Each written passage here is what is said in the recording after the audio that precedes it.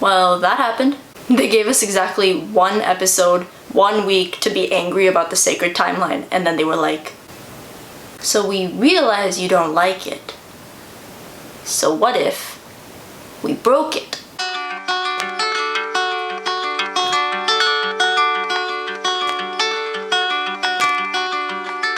Hello everyone and welcome back to my channel, or welcome to my channel if you are new here. Hello. It is time for our Loki episode 2, The Variant review.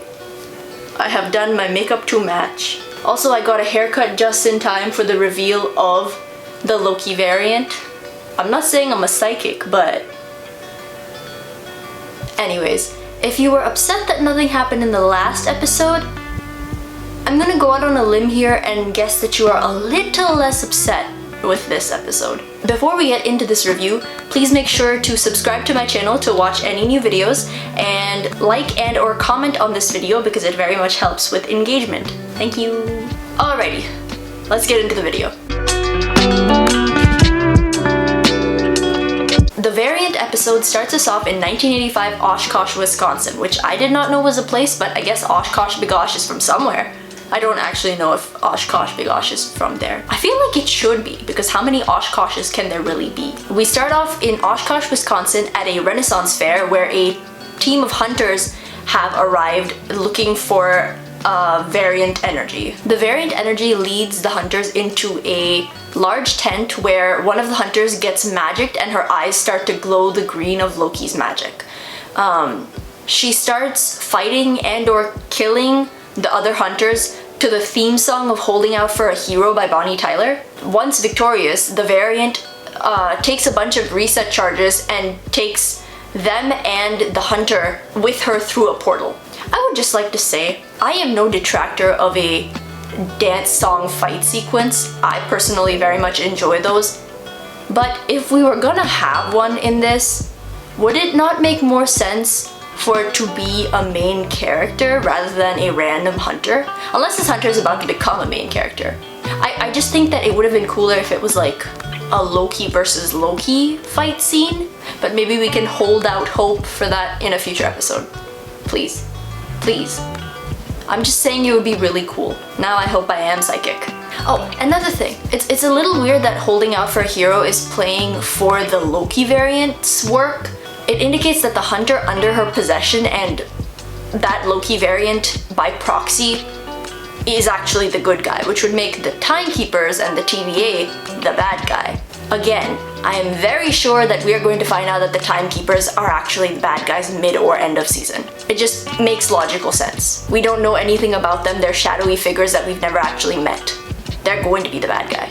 Meanwhile, our favorite Loki is training at the TVA with the exact level of effort you would expect of a god of chaos working for a bureaucratic organization, i.e. seemingly none, but he still knows all of the information. After messing around with the holographic Miss Minutes, trying to get him to focus on training, Mobius gets him an official TVA jacket, which he is very protective of and proud of throughout the episode.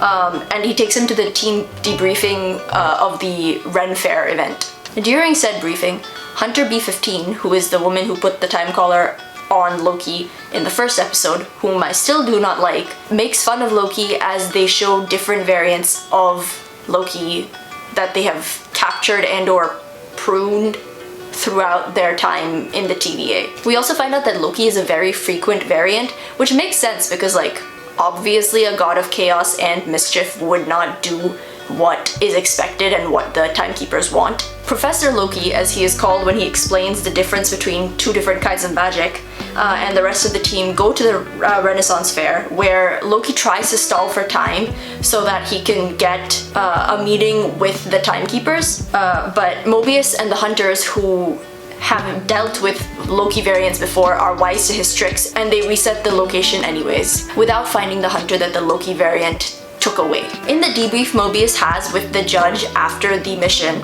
the judge gives Mobius one more chance with Loki before he is pruned. She also calls Loki a evil lying scourge and says that that is the part he plays in the timeline. And we also find out that Mobius has never actually met the Timekeepers in person. Now there are a few things I would like to point out here. Firstly, the mission had already been botched before the hunters and Loki got there. The hunter that was taken by the Loki variant would still have been gone, the other hunters would still be dead and or defeated, and the reset charges would still be gone. Him being there added or removed absolutely nothing from that situation. So it's a little much to say that he was the cause of the botched mission. Secondly, evil lying Scourge, he's literally only gotten up to the Avengers at this point, and I would argue that he didn't really do all that much evil afterwards. He actively helped stop the Convergence from messing everything up. He didn't really do all that much in Thor Ragnarok, and then he helped people escape from Sakaar, and he helped Thor, you know, not die from Thanos. Also, I want to make a correction, because in my last video, I said that Loki wasn't under the Mind Stone's control, but I found out that even though he wasn't under its direct control, he was still being influenced by the Mind Stone, just like Iron Man and Captain America were in the scene where they almost fought each other in the Avengers. So his actions were not entirely his own. Anything he did while with the scepter cannot solely be put on him, and he didn't really do a lot of bad before that, because everything he did before the events of Thor were done essentially with the express permission of Asgard. Like he was fighting alongside the Asgardians, and the things that he did in Thor are quite clearly the result of somebody who should not have found out that late in life that they were adopted from a species that they have been told are monsters. Or he was literally primed to go off and then the fuse was lit. Did he do objectively bad things in Puente Antiguo? Yes, he tried to destroy a town. Thor had stated multiple times that he would want to slay all of the frost giants. So at one point they were at the same level of like good or bad. I wouldn't really say that he was an evil lying Scourge. It very much seems like the TVA and Timekeepers are trying to pile on everything onto Loki and just claim that he is like the baddest bad. And if there are like counter reasons or counter arguments to this, let me know, because I don't remember everything that happened in the Marvel Cinematic Universe. So, like, tell me about it. Mobius gives Loki the task of reading through all of their Loki files to catch something that they might have missed. Loki finds a Ragnarok file report and realizes that the variant must be hiding in naturally occurring disasters because they can do whatever they want and won't cause any timelines to branch off. To prove it, Loki and Mobius go to Pompeii right before and during the volcano, and Loki does what Loki does best. He causes chaos. And he does indeed prove it. He also speaks in Latin, which is cool, but why do we keep forgetting about Allspeak? It shouldn't matter what he is saying, they should be able to understand him. Loki and Mobius then discuss the realisticness, probability that the Timekeepers actually know everything, with Loki saying that shouldn't they then know how dealing with the variant should go? And he is correct. I'm just saying, he's right. If they're all-knowing, all-seeing, omnipotent beings that know how everything is supposed to go, they should know how this is supposed to go too. In which case, they should know that Multiverse of Madness is about to go down, but they're still talking about the sacred timeline, so.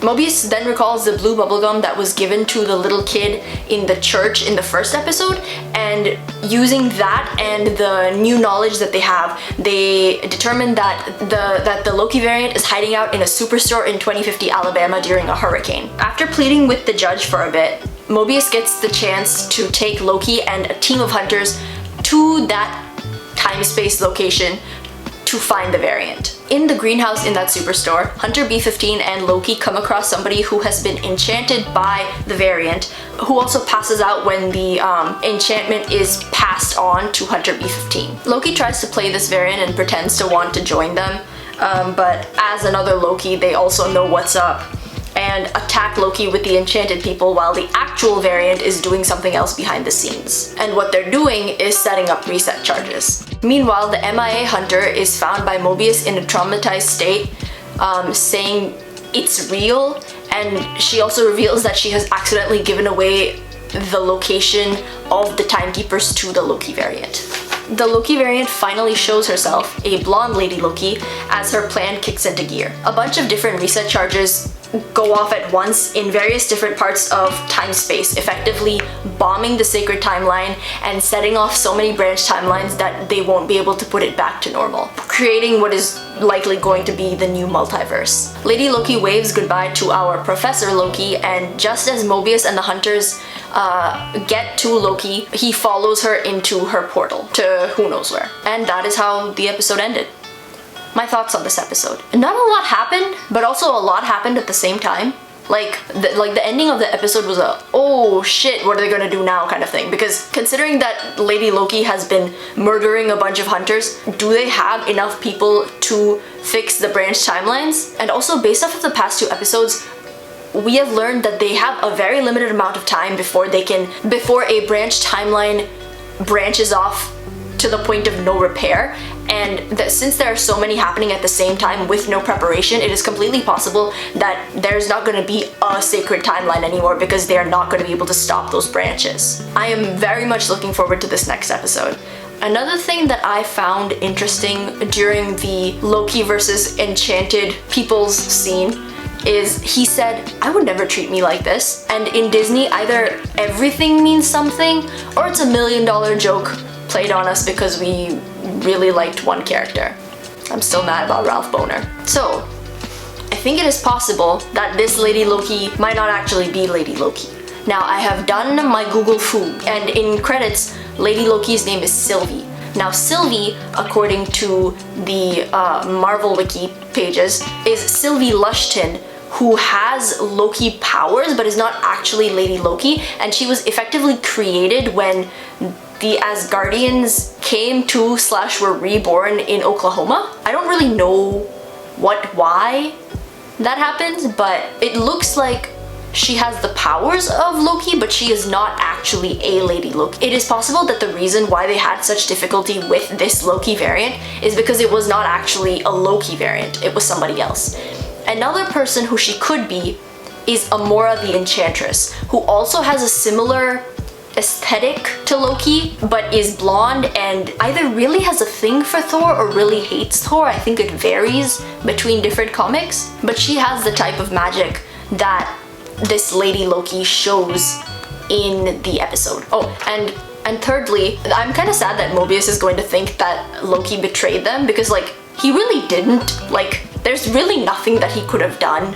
And now he's just following it along to its natural conclusion, and he wants to find out what the hell is going on. Because now I'm a little concerned that Mobius might get in trouble and is either going to have a vendetta to hunt Loki down, or somebody's gonna have to rescue Mobius from the Timekeepers. I feel like either or both of those could happen. I kind of hope that what happens is that Mobius ends up having a face-to-face meeting with the Timekeepers because he screwed up so badly, and he realizes that they're like not actually omnipotent and also not particularly good, and then he teams up with Loki. I also want to learn about the Lady Loki's motivations for creating all of the branch timelines. Like is it just a god of chaos, I want to start shit kind of thing, or is it a, if there are so many timelines, then they're not going to continue hunting me down, I get to live because I don't want to die thing? Because Loki is very much a like self-preservation kind of Slytherin. So yeah, looking forward to Tuesday. Alright, and that is the end of this video. If you liked this video, please hit the like button and comment what you thought about this episode and any theories that you have for episode 3. Also hit subscribe if you want to see my other videos and be notified when they come in. Oh, also follow me on Instagram at AceAceNina. I post on there occasionally. Okay, bye!